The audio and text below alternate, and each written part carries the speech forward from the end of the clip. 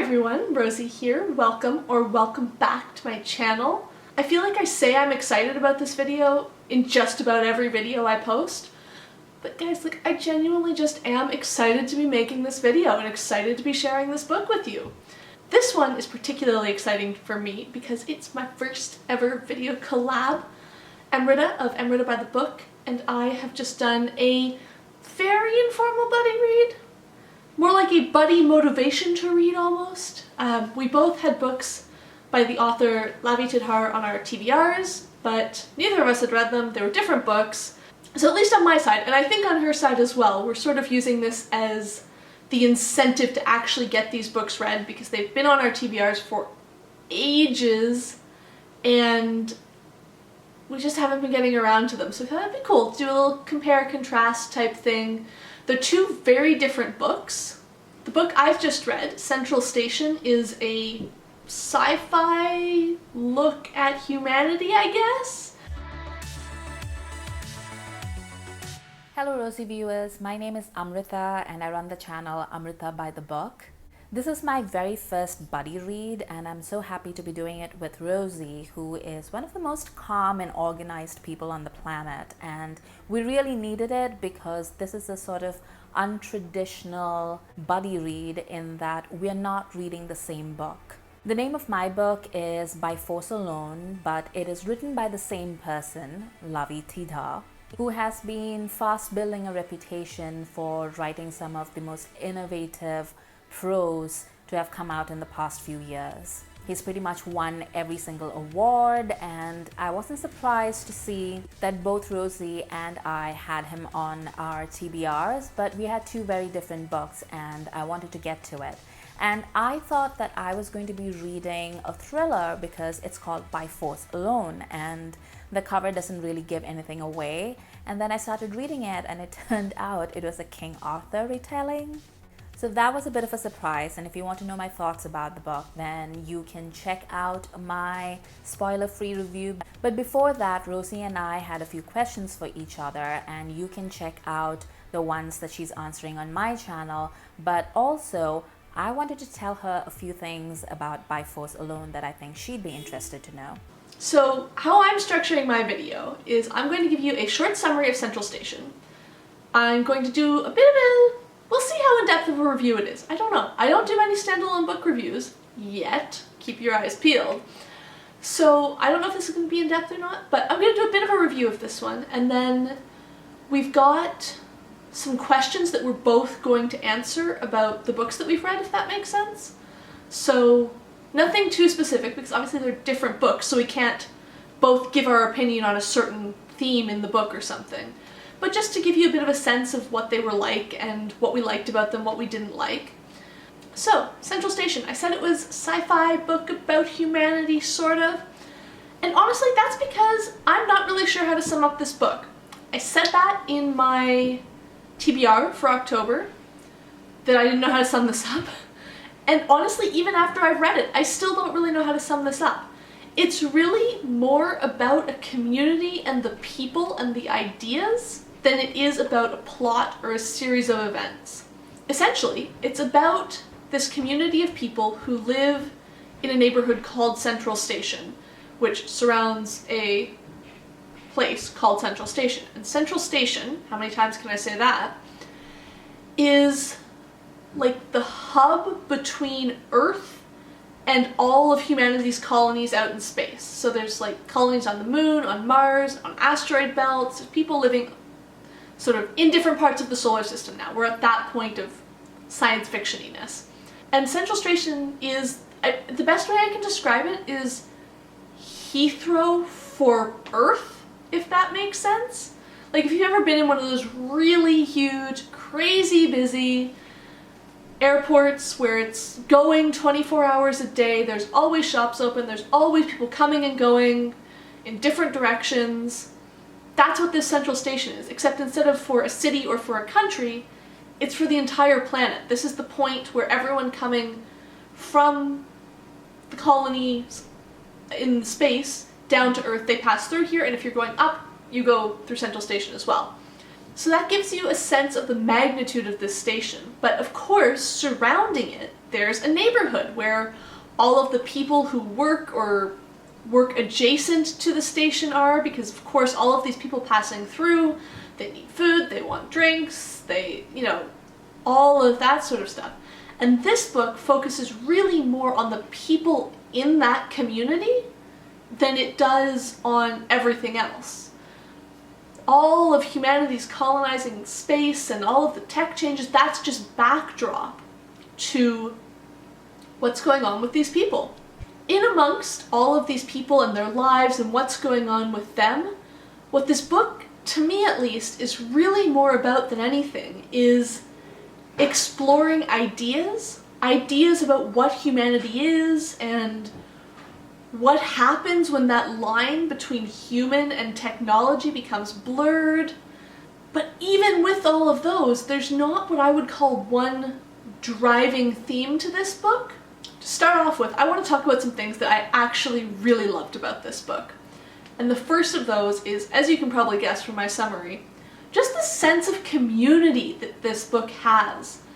I'm almost not even sure how to articulate it, but reading about these characters and reading about how they interact with each other and how their lives interplay, it really gives you a sense of being in a community. And if you've ever, I'm from a really small town, so I'm very much used to that sense of you go to the grocery store and you run into everybody you know, or when you're introducing someone new and you're trying to explain how you know someone, it's like, oh, well, I was in this class with them when I was 5, and then also their mother is friends with my aunt, and this community has that sort of feeling.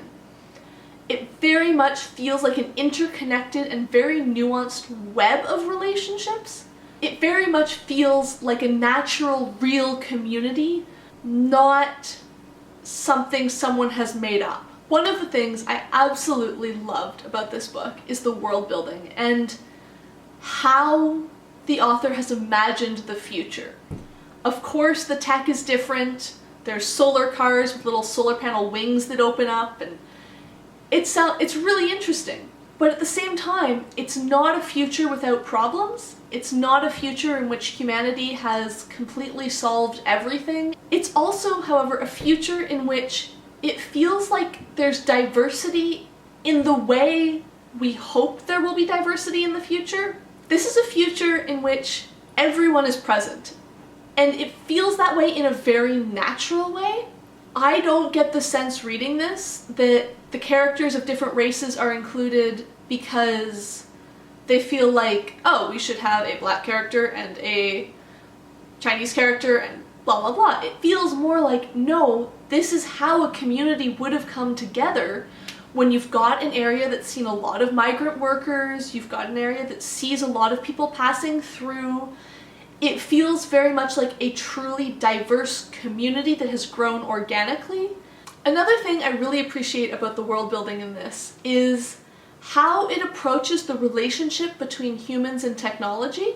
The technology in this universe does not at any point feel what I would call futuristic, in the sense that it doesn't feel like the command deck of like the SS Enterprise in Star Trek or something like that, where it's all very shiny and chrome or detached from humans.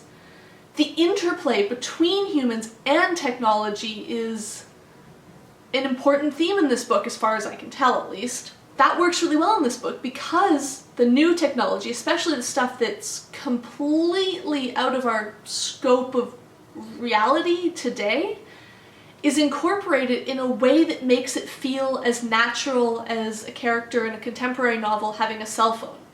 It's foreign to us, it's foreign to the reader, it's an interesting idea in that respect, but it's incorporated into the world in a way that feels, again, very natural. I've said that so many times for all of these things that I've liked about this book, but the positive side of it is that everything feels like it's just grown up. Now, you can probably guess from how I've been talking in the first part of this video, this wasn't all good for me. One of the things that I struggled with in this book is that it doesn't have a plot, but it feels like it has a plot.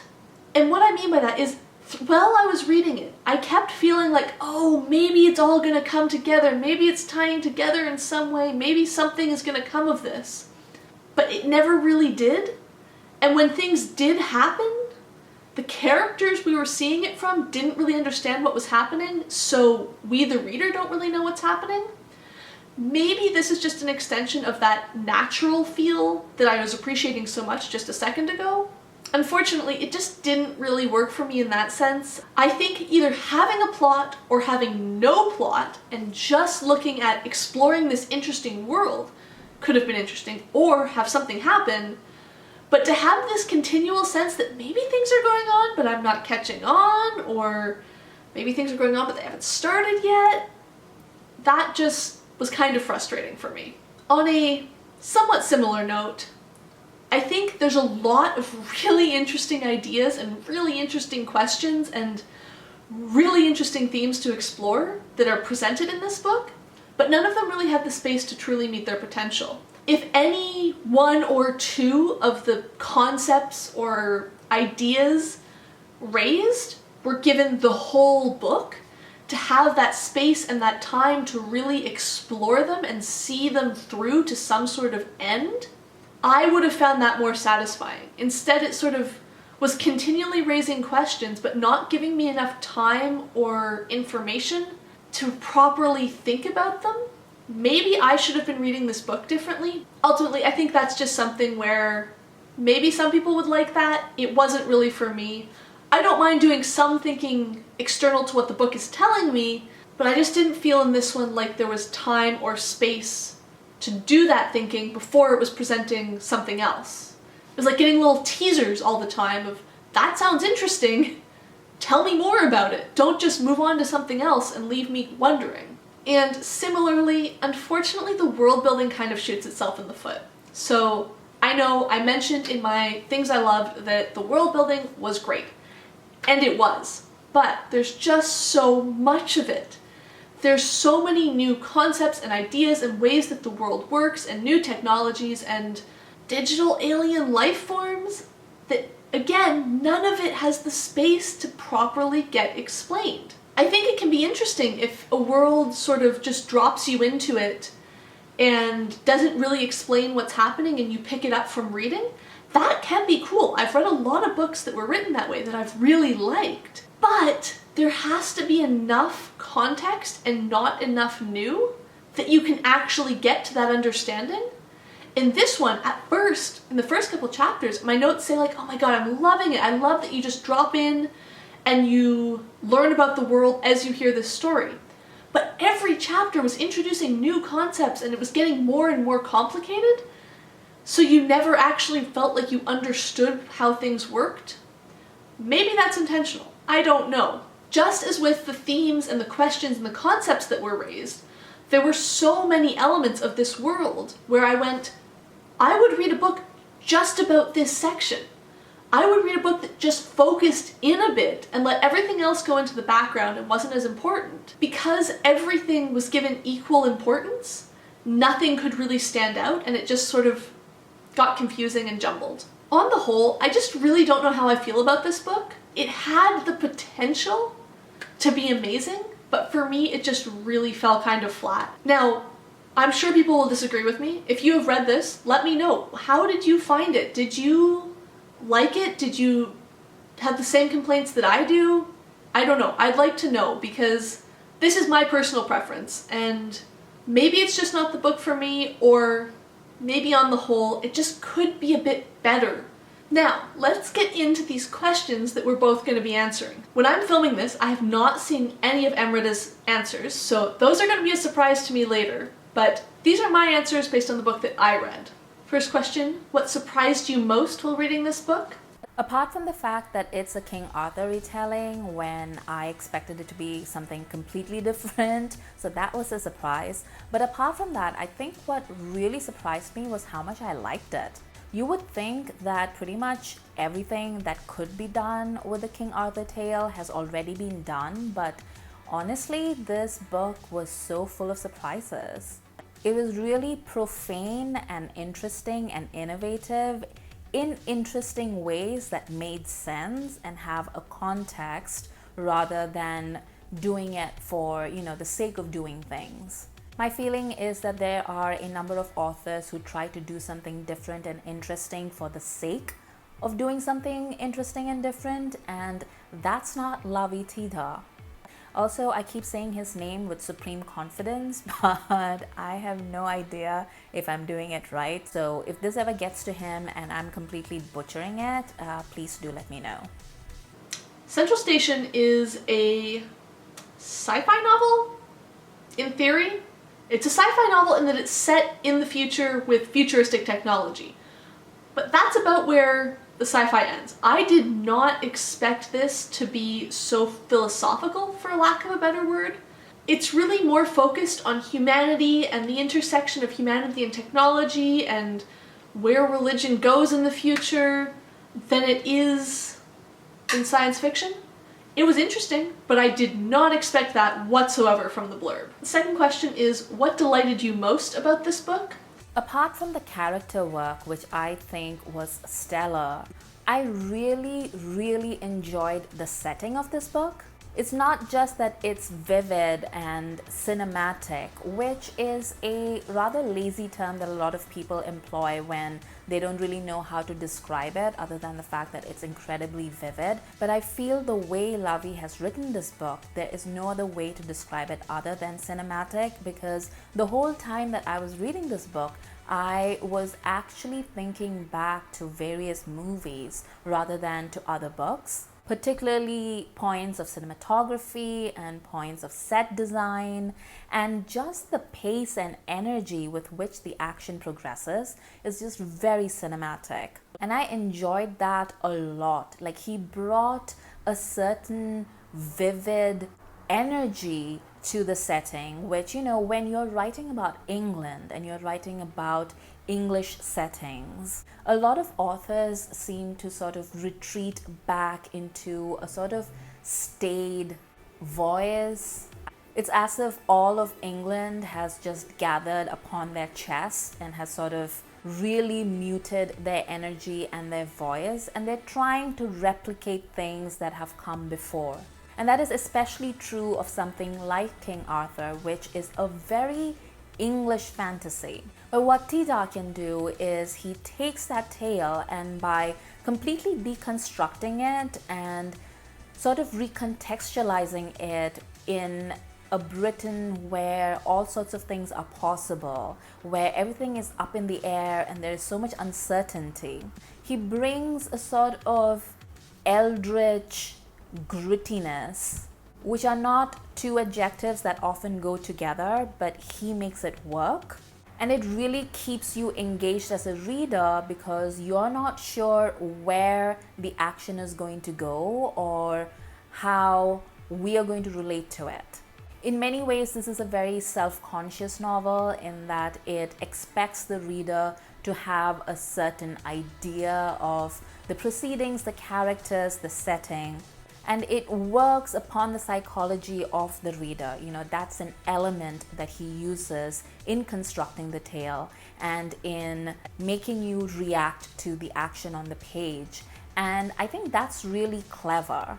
And I think there are any number of pitfalls that can come with clever writing. You can sort of work it to death. But I think Tidhar does a really good job of reining himself in and just pushing it just that point where you are uncomfortable and you don't know what's happening, but you can still enjoy it. I'm in love with the concept of a data vampire, which I'm going to try and explain this without spoiling too much, but essentially in this version of the future that the author has imagined, there are these creatures called strigoids or chambleuse. I think I'm saying that right.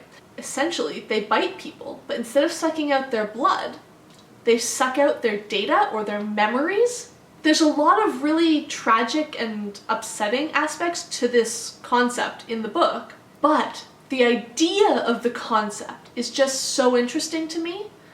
The idea of a creature that feeds on data, that needs to consume other people's data to survive.